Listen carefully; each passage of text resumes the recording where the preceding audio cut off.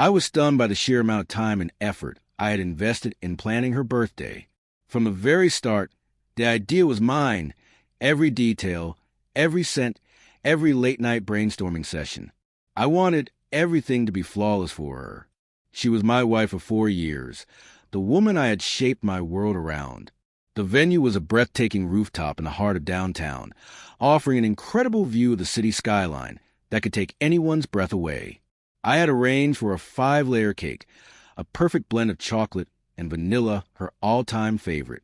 There was even a champagne tower, the kind that only appears in films, with glasses stacked high, shimmering beneath the sparkling lights. I splurged to have everything set up just right, even having flowers flown in from all corners of the world, exotic blooms that she had once described as her dream bouquet. It cost a small fortune, but I didn't care. This night was about her, and I wanted her to feel like the center of everything. I stood there dressed in my finest suit, watching her laugh and chat with our 60 guests. Family, friends, and people we'd known for years. I felt a deep sense of pride. Yes, I was exhausted, but I was proud. She looked absolutely stunning in the dress we'd picked out months ago, her hair gleaming under the lights. In that moment, I thought to myself, this is what marriage is about, making her happy.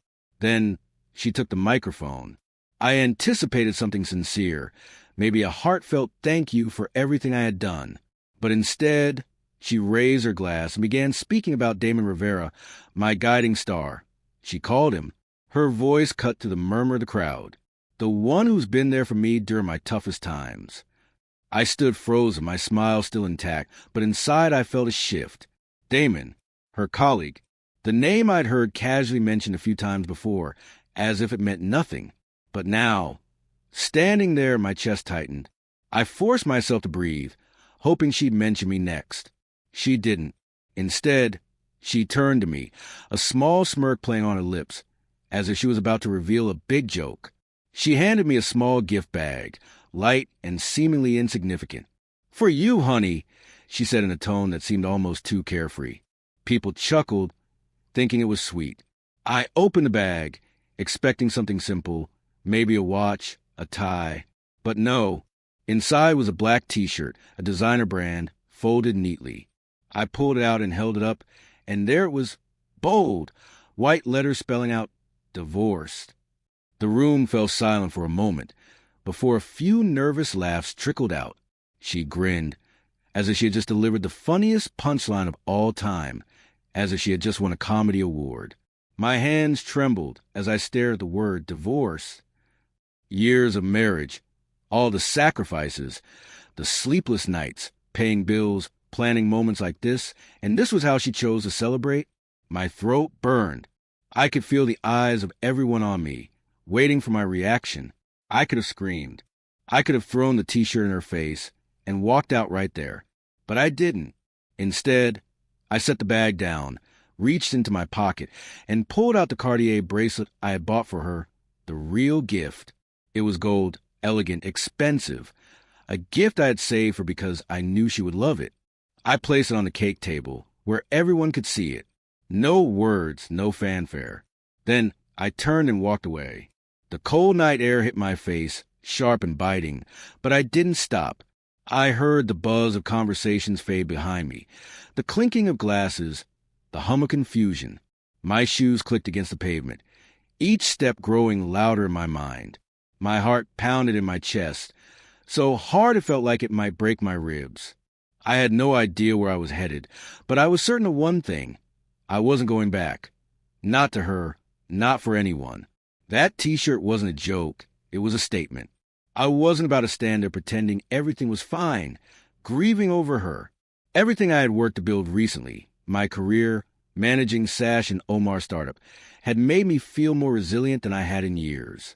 If she was falling apart, that was her issue, not mine. About an hour later, Mark texted me. "Damon quit. She's scrambling at work." That got my attention. Damon Rivera, her guiding light, as she had called him just a little while ago. The man she toasted in front of everyone. I stood there like a fool, still holding the T-shirt, as I processed the news that he had resigned. I didn't know the details, and Mark didn't either, just that it had happened unexpectedly. but I could picture it. She had relied on him, built her whole identity around him, and now he was gone. I didn't feel victorious, but I didn't feel sympathy either. I returned to my spreadsheet, the numbers blurring before me for a moment, then refocused. Work had become my anchor. Gregory had put me in charge of 2 major projects, and whispers of promotion had started to circulate. I stayed late that night at the office. The place had emptied out, leaving only the soft glow of my computer screen for company. I enjoyed the peace and quiet. It gave me room to think. The next day, Lisa, someone close to my wife, called. She was a mutual connection I hadn't completely distanced myself from. She hesitated at first, unsure if I'd want to hear what she had to say. She mentioned a podcast my wife had launched. It had failed, she said, her voice uncertain. 1 episode and people hated it. I was driving home at the time, the city lights blurring past. Uh-huh, I responded, keeping my tone flat. Lisa pressed on, oblivious to my lack of enthusiasm. She's posting online again, trying to win back her followers, but it's not working. People keep bringing up the party, the one with the T-shirt. My grip tightened on the steering wheel. That party, that damn T-shirt. I didn't say much more, letting Lisa talk until she eventually fell silent. Thanks for the update, I said. Before hanging up, I didn't need to hear more. She was unraveling piece by piece, and I wasn't surprised. She had always been good at standing tall when things were easy, when people like me, like Aeon, were holding her up, but when those supports were gone, she didn't know how to stand on her own. Meanwhile, my own life was gaining momentum. A week later, Gregory called me into his office and slid a paper across the desk. You're speaking at a conference next month, he said. Local business event. They requested you. I stared at the paper, unable to hide my surprise. Me? I asked, barely believing it.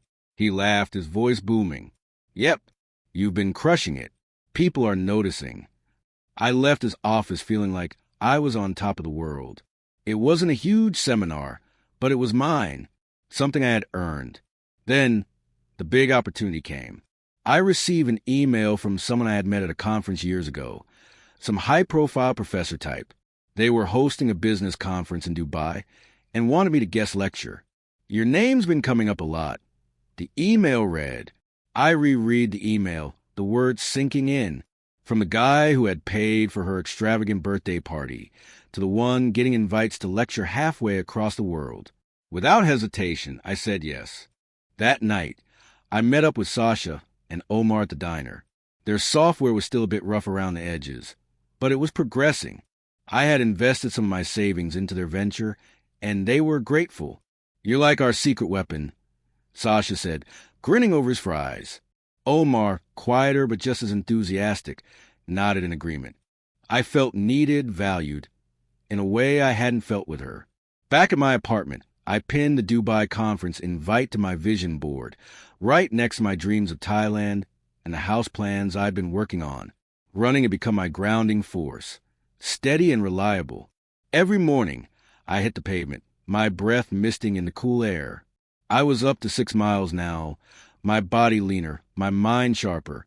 She was fading. Her job, her podcast, her online following, everything slipping away. Meanwhile, I was rising. Seminars, lectures, startups. The world that had once revolved around her was now turning toward me, and I wasn't looking back. I didn't hate her. I didn't even think about her much. But knowing she was struggling while I was climbing felt like justice, calm, effortless, and the kind I didn't have to fight for.